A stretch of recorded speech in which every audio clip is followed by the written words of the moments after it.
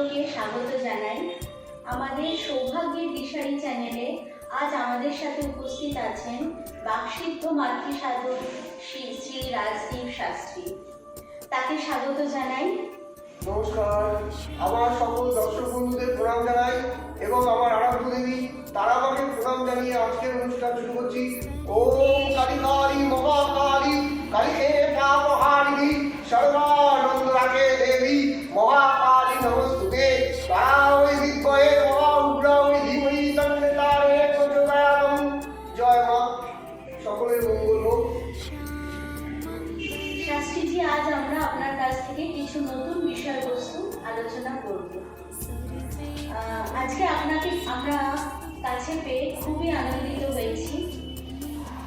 আজ আমি আমার দর্শকবৃন্দকে কিছু বিষয়বস্তু সম্বন্ধে জানাতে চাই, যেটা আপনি আমাদের জানাবেন। আমার প্রথম যেটা আলোচনার বিষয় সেটি হলো, আপনি বলুন, আমরা কেউ সংস্কারে বিশ্বাস করি আর কেউ কেউ প্রচন্ড কুসংস্কারী, যারা কুসংস্কার বিশ্বাস করে। আপনি বলুন, এই দুটোর মধ্যে পার্থক্য কি? সংস্কার বিশ্বাস করা ভালো না কুসংস্কার বিশ্বাস করা ভালো? অবশ্যই আপনি যে প্রশ্নটি করেছেন খুব ভালো প্রশ্ন করেছেন, এবং এই প্রশ্ন সাপেক্ষে আমি দর্শক বন্ধুদের বলতে চাই, সংস্কার এবং কুসংস্কার যেমন বিজ্ঞানের আশীর্বাদ এবং অভিশাপ, এই দুটো রয়েছে। তো সংস্কার আসলে কুসংস্কার, এবং একটা বাচ্চা তার ধর্ম পড়াশোনা করা, শিক্ষা অর্জন করা, তাই বলে পড়াশোনার পাশাপাশি একটা বাচ্চা সংস্কারী যে বাচ্চা, আমি যে বলছি বিদ্যা অর্জন করার জন্য বাচ্চা সারাদিন ধরে যদি পড়াশোনার পাশাপাশি যদি ঈশ্বরের নাম করতে থাকে, তবে সে কিন্তু পরীক্ষায় পাস করবে না। তার জন্য কিন্তু পড়াশোনা করার জরুরি, তার পরিবেশটা তৈরি করে দেওয়ার জরুরি, এবং তার মনোসংযোগ, 5 সেন্স, পঞ্চ ইন্দ্রিয় যাতে কাজ করে, সঠিকভাবে কাজ করে, সেটাই কাজ কিন্তু জ্যোতিষশাস্ত্র করে দিতে পারে।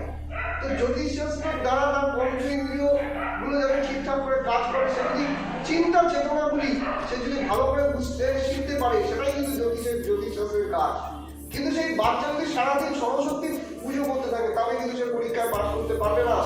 সারাদিন ধরে যদি মন্ত্র উচ্চারণ করে, তবে কিন্তু সে পাস করতে পারবে। তার জন্য কিন্তু পড়াশোনা দরকার, এবং সেই সাথে সাথে কিন্তু তার দরকার সঠিক গ্রহ সংস্কার।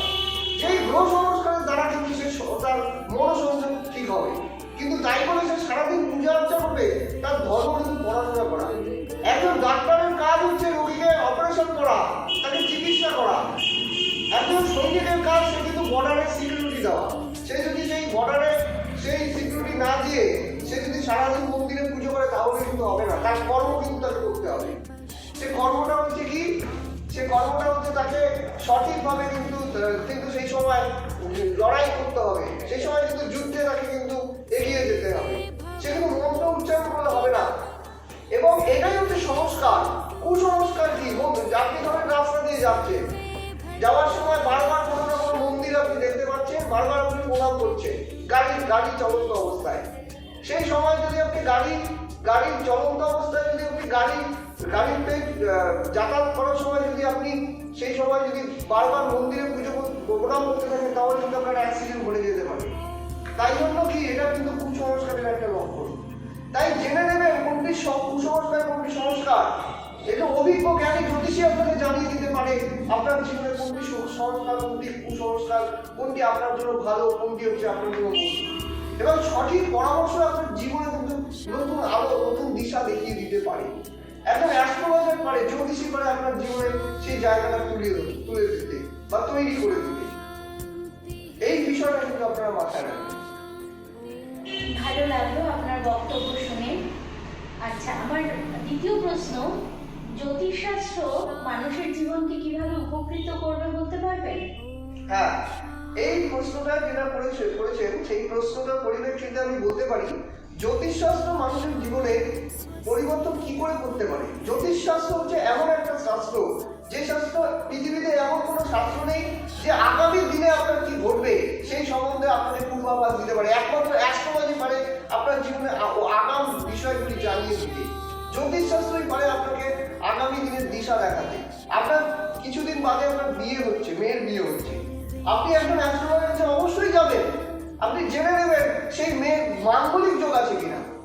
সেই লোক মেয়ের গ্রহণযোগ আছে কিনা, সেই লোক মেয়ের সপ্তমে কোনো অশুভ গ্রহের ছায়া নেই তো। আমরা জানি যে সপ্তম স্থান থেকে বিবাহের বিচার করা হয়, দ্বিতীয় স্থান থেকে কুটুম্বের বিচার করা হয়। তো সপ্তম, দ্বিতীয় এবং একাদশ থেকে সাকসেস এবং সেই সাথে দশা, এই সবগুলো ভেঙে যদি বিচার করা হয় তবে কিন্তু যাকে যদি কোনো জায়গায় অশুভ দোষ থাকে আপনি জেনে নেবেন, সেটা কাটিয়ে নেবেন।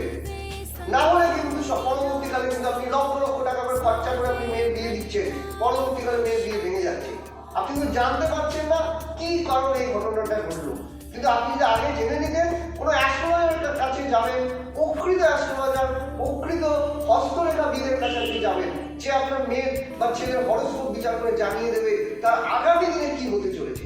যেটা জেনে নিলে আপনি কিন্তু উপকৃত হবেন এবং আপনার কিন্তু সমস্ত কিছু কিন্তু সুন্দর থাকবে। এটা কিন্তু বিষয়টা আপনি মাথায়, বহু মেয়ে আমার কাছে কিন্তু আসে, ছেলে মেয়ে, আমি কিন্তু বলে দিই যে এই দোষটা আসার কিন্তু বিয়ের আগে দেখে নেবে। যদি সেই সময় না দেখে চলে তাহলেই কিন্তু সেই সমস্যাটা কিন্তু ঘটবেই। জ্যোতিষশাস্ত্রই পারে আপনাকে সেই অগ্রিমভাবে আপনাদের জানিয়ে দিতে আপনার কুণ্ডলিতে কি রয়েছে, কি দশা চলছে, কি অন্তর্দশা চলছে। এইভাবে কিন্তু বিচার করে অ্যানালাইসিস করে সঠিক প্রতিকারই পারে আপনাকে সঠিক দিশা দেখাতে। শাস্ত্রীজি, আপনার বক্তব্য সত্যি খুব সুন্দর এবং আশা করি মানুষ আগামী দিনে আপনার কাছে এসে উপকৃতই হবে। আজকে আমরা আমাদের অনুষ্ঠান এখানেই শেষ করছি। আপনার মূল্যবান বক্তব্য শুনে সকল দর্শকও খুব উপকৃত হচ্ছে, আশা করি হবে আগামী দিনে। আপনাকে অনেক ধন্যবাদ জানাই শাস্ত্রীজি, নমস্কার। ধন্যবাদ। আর আমার দর্শকবৃন্দদের জানাই ওনাকে আপনারা পাবেন শিলিগুড়ি, জলপাইগুড়ি, কোচবিহার, কৃষ্ণনগর ও কলকাতায়। অনলাইন কনসালটেন্সির মাধ্যমেও আপনারা ওনার সাথে যোগাযোগ করতে পারবেন। নমস্কার।